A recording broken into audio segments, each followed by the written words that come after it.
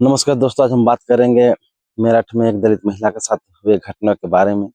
हम बताना चाहते हैं कि मेरठ के कपसाड़ गांव में एक दलित महिला की हत्या करके उसकी बेटी को अगवा कर लिया गया है और अगवा करने वाला एक राजपूत परिवार से है।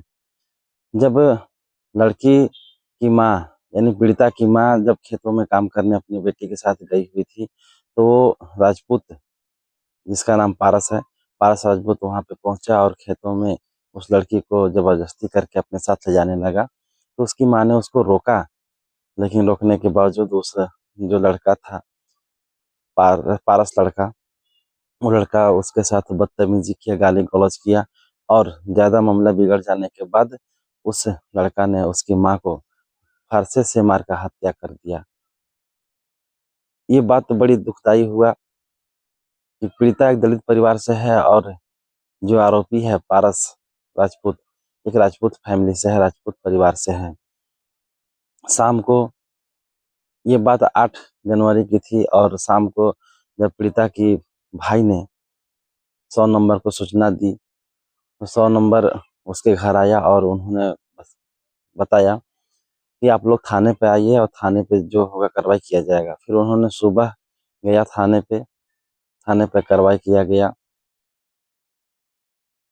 इस घटना के बाद उस गांव की कपसाड़ गांव की माहौल इतना बिगड़ता चला गया कि वहां के पुलिस वालों ने आकर उस गांव को घेराबंदी किया। घेराबंदी करने के बाद उसके परिजनों और उसके परिवार ने उसको उसकी न्याय मांगने की गुहार किए कि हमको न्याय मिलना चाहिए। लेकिन पुलिस वालों ने काफ़ी समझौता किया और उसे विश्वास दिलाया कि उसे अवश्य न्याय मिलेगा और पीड़िता को 24 घंटे के अंदर वापस लाया जाएगा। ये कार्रवाई इतनी काफ़ी हो गई कि धीरे-धीरे इतना माहौल बढ़ता चला गया, आग की तरह फैलता गया कि वहाँ पे पीएसी बल भी लाना पड़ा और उस घर को घेराबंदी कर दिया गया, उस गली मोहल्ले को घेराबंदी कर दिया गया। काफ़ी समझाने-बुझाने के बाद पीड़िता के परिवारजनों ने उसकी माँ को अंतिम संस्कार किए, यानी काफ़ी समय लग गया। 30 घंटों के बाद पीड़िता की माँ का अंतिम संस्कार किया गया और पुलिस ये सब आश्वासन दिए कि उन्हें अवश्य न्याय मिलेगा। लेकिन देखा जाए कि वहाँ पे पीड़िता के घर वालों से कोई भी व्यक्ति मिलना चाहे तो उसे मिलने नहीं दिया जा रहा है। चारों तरफ घेराबंदी कर दिया गया है, किसी को मिलने नहीं दिया जा रहा है।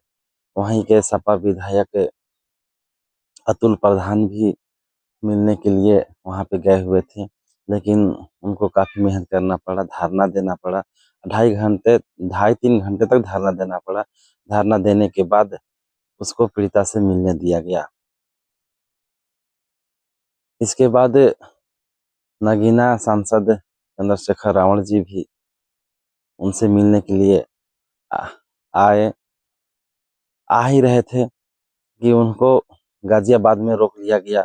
उनको जगह-जगह पे पुलिस रोकती चली गई, लेकिन उन्होंने डिवाइडर को फांदते हुए बाइक के सहारे कुछ दौड़कर 25 किलोमीटर तक दूर गए भोजपुर गांव में।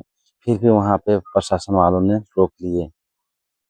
चंद्रशेखर रावण को उनसे नहीं मिलने दिया गया। फिर भी चंद्रशेखर रावण ने मेरठ के टोल प्लाजा पे उन्होंने अपनी पहली मांग बताई कि हमको सबसे पहले पीड़िता से मिलने दिया जाए और उन्होंने कहा कि हमारे देश की बहन बेटियों को सुरक्षित रहना चाहिए और चेतावनी लहजे में भी ये भी बताए कि यदि हमारे बहन बेटियों पे कोई आपत्ति हो या अपमान किया जाए हमारी बहन बेटियों को, तो उसको हर चौराहे पे यमराज खड़ा मिलेगा। यानी यमराज कहीं भी ले जा सकता है। यमराज के बारे में आप लोग जानते ही हैं कि यमराज क्या करता है। दोस्तों, इस तरह से घटना घटित हो रहे हैं।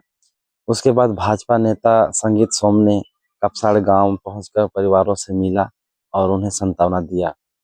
तो ये देखिए, बीजेपी सरकार में देखिए, देखा जाए तो वहाँ पे अन्य नेताओं को नहीं मिलने दिया जा रहा है, लेकिन बीजेपी नेता संगीत सोम को उनके घर जाने के लिए जा दिया गया और उनसे मिलने दिया गया। यहाँ पे भी थोड़ा सा भेदभाव हो रहा है कि जो बीजेपी पार्टी है वो पार्टी पक्ष अपना कर रहे हैं, अपने बीजेपी पार्टी को आदेश दिया जा रहा है कि जाओ मिल के आओ। अन्य पार्टी के लोग नेता आ रहे हैं, उनको नहीं मिलने दिया रहा है। सपा विधायक को धरना प्रदर्शन करना पड़ा मिलने के लिए। 2.5-3 घंटे धरना प्रदर्शन किए और चंद्रशेखर रावण भाई जी को तो उनको रास्ते में ही रोक लिया गया। इस तरह से बीजेपी पार्टी में एक गलत चीज़ है जो नेताओं को नहीं मिलने दिया जा रहा है। तो दोस्तों, आप लोग बताइए कि उस पारस राजपूत के साथ क्या होना चाहिए, जो एक दलित बेटी को अगवा कर लिया है।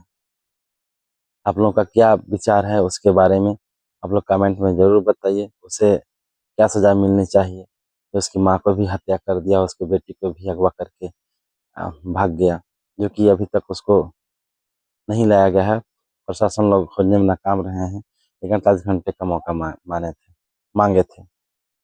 आप लोग बताइए कि उस पारस राजपूत के साथ क्या होना चाहिए, कमेंट जरूर बताइएगा। जय हिंद, जय भारत।